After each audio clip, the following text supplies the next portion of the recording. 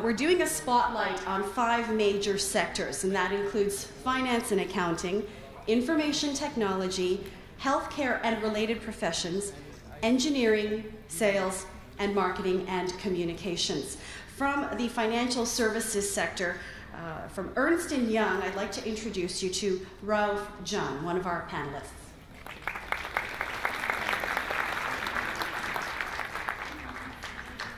From Information Technology, from the Peel Multicultural Council of Mississauga, Sukhjit Singh. A real character. I've also interviewed Sukhjit, so I can't wait to hear what he comes up with today. From the engineering sector, executive coach, speaker, and leadership trainer, Kevin D'Souza.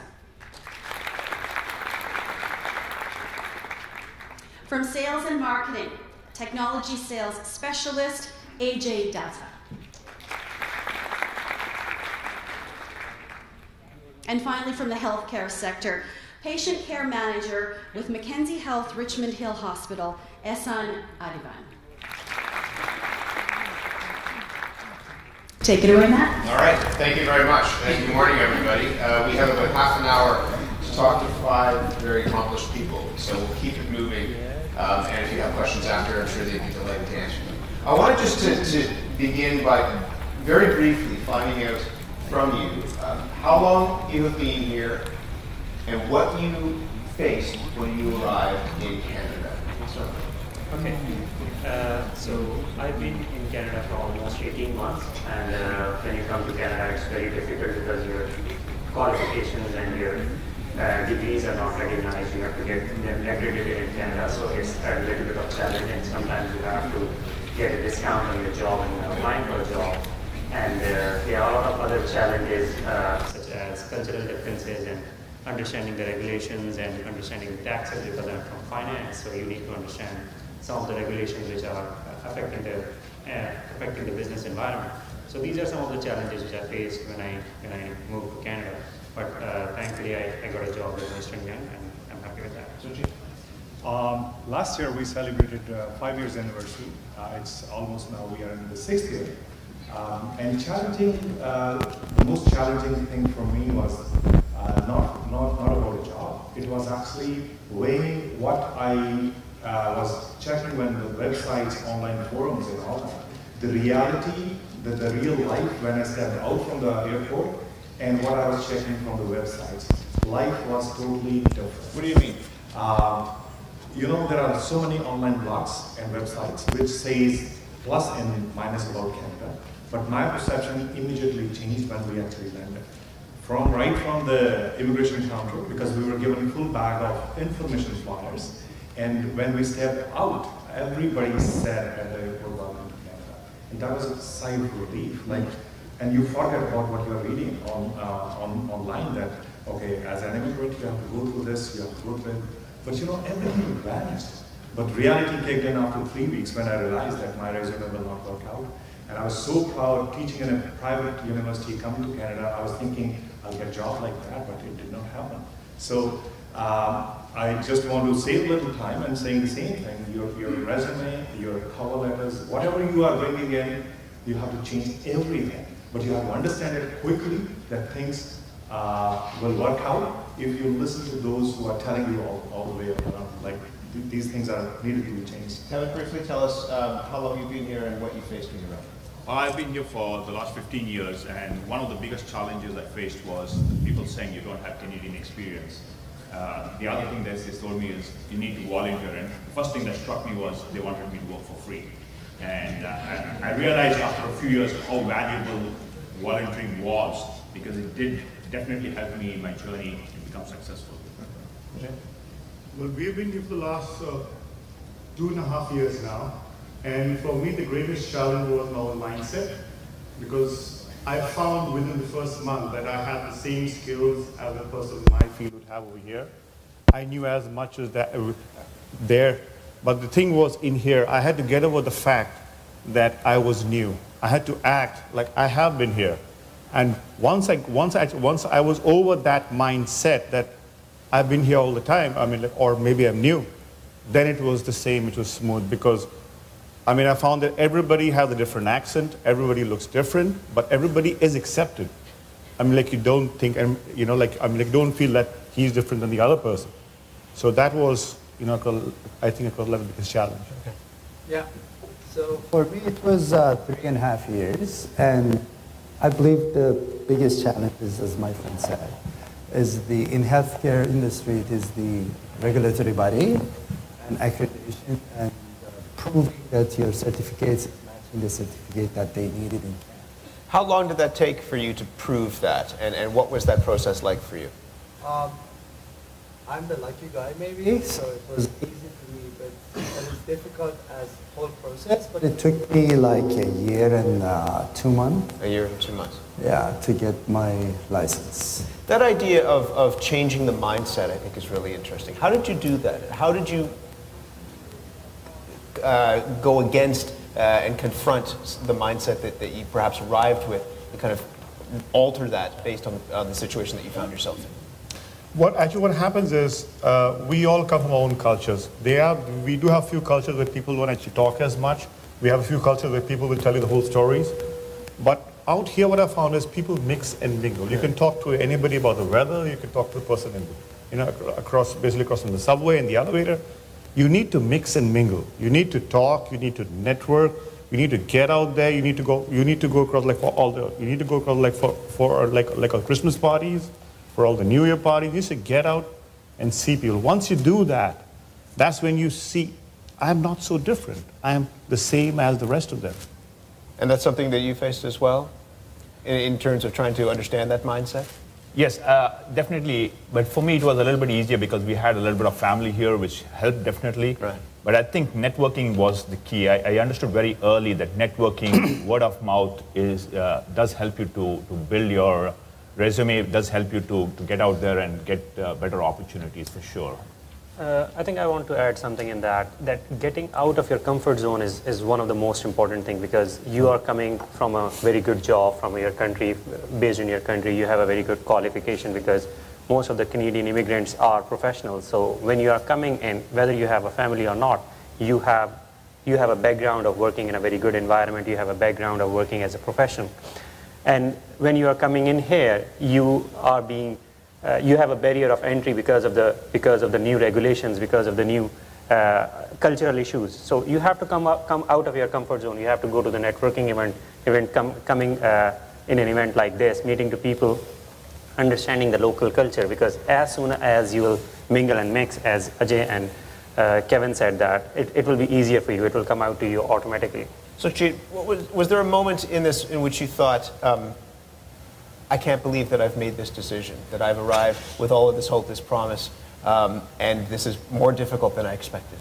Yes, it exactly happened when I was 5 months old in Canada, when ultimately I decided to go for the labor job. And that was where I was at the wrong intersection. I took the wrong bus, but you know, God always has something else planned for you. But that was the day, it was a gloomy day, month of December. I took this decision to go for a labor job. But that was the moment when I was really thinking that why I left this wonderful job where I was teaching. Yeah. And, but I had a hope in me, like, you know, something will come out of all this. But that was a particular moment. But then that was supported by this hope that, no, if that job did not come to me, there is something else for me. And that happened on the same day that where I was volunteering, I was offered actually a paid job as a project assistant where I was volunteering. So that day, that moment, I still remember. And that was a changing moment for me and for my family, that, you know, if you do your best, I was doing best for my family by going to this labor job. But God had something else for me, so I came back. And on the same day, they started paying me for my volunteer job. I think that's a really important point, because there are probably a lot of people in this room who've faced that point in which they have to, there's a fork in the road. And if you keep going down that road, you're not sure where it's going to go. There's another option. You maybe can take that other option. You're nodding. Is that something that you've gone through, Ajay? Yeah, because I went through something similar, say, about a year ago. It was the month of December. And we had to buy rice, wheat, flour, you know, the usual stuff across Walmart. And I go to Walmart, pick up the stuff, bags. It's snowing, and I don't have my gloves on because I didn't think you need gloves those days. I didn't have my snowshoes on. And I'm carrying this, and I'm walking from Walmart across to the bus stop. and it's hardly anything, but it's freezing. My hands are killing me. And I cried. I literally cried. I said, what the hell? What am I doing here? What did I do this? So how did you answer that? I said, it's just a passing phase. I've got my G1 license. I need to go for my G2. I need to buy a car. It will pass, but I need 3 months. So just spend on a taxi, get home. Splurge. Ehsan, is that something that you dealt with as well? Absolutely. I believe there are two things that is important for anybody to immigrate. The first part of that is the immigration itself and the challenges an immigration has for you. And the second one is job and your profession and going on that.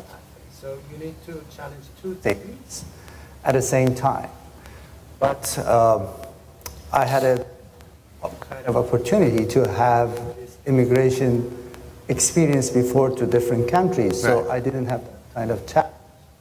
So I was familiar with the immigration challenge. So Jay, what would have helped you in that time? Is there some support that you could have, that you would have loved to see, something that was there, systemic, something that would have helped you deal with that really difficult moment? I think my belief, my strong belief, which helped me a lot, and support from the family. Yeah. Because whatever I was doing, I was called a crazy volunteer because all those friends and family members, extended family members, they were saying, you know, don't work for free. But somehow, volunteer work was something which kept me going. It gave me some hope. And I'm very glad that I did not stop once I got my job, because now I volunteer for more than a dozen places. The volunteering is such an interesting part of this, because again, it can be seen as giving yourself away for free, but that is the step so many people need to take to get in. I just want to add one thing. As an immigrant, everybody in this room will have educational qualification. And when we talk about Canadian experience, I read somewhere that you have academic knowledge and you have your experience, but the bridge is the social knowledge, which I call as Canadian workplace culture or day-to-day culture. So to bridge that, volunteer work is one of the best things you can do to yourself or to the community, so you know the local norm. I started drinking Tim Hortons after 5 months because I hate it. And if Kevin is here, my first coffee was actually second cup, and I loved second cup because I used to live in Moscow. So everybody was carrying Tim Hortons, and I did not get why they are drinking Tim Hortons. So my success actually came right after that, when I started holding Tim Hortons and walking on the streets. I was more Canadian.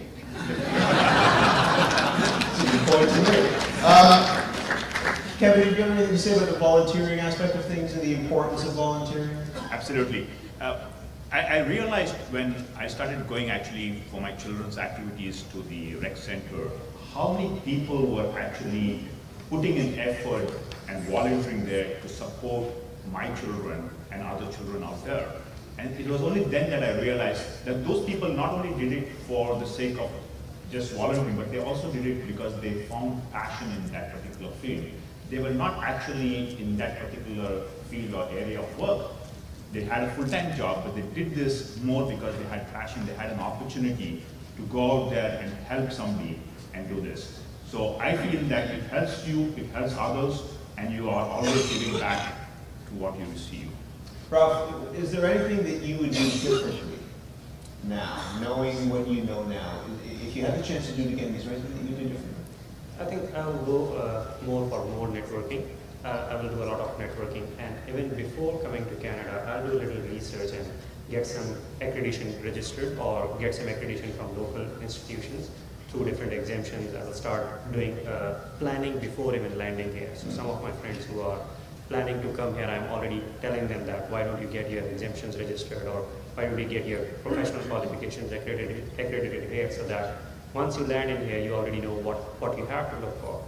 Other thing is, you can get online courses very easily nowadays. You don't have to, even if you are volunteering somewhere and you have to get the regulations, or you need to understand the business environment, you can get the online courses, and because of the technology, it's very easy, and that's what I will do. What about you, Ajay? Is there anything that you would do differently? Yeah, what I do first of all is I'll basically try and come in summer for a while. Come in summer. Because that's when, also look at it, that's when you have the that's when you actually have a job market that actually opens up. People actually go hiring at that time. But the weather is an important part of that It's too. very I mean, that's often the first thing, the first experience that people have stepping out of the airport. Absolutely. So that's one.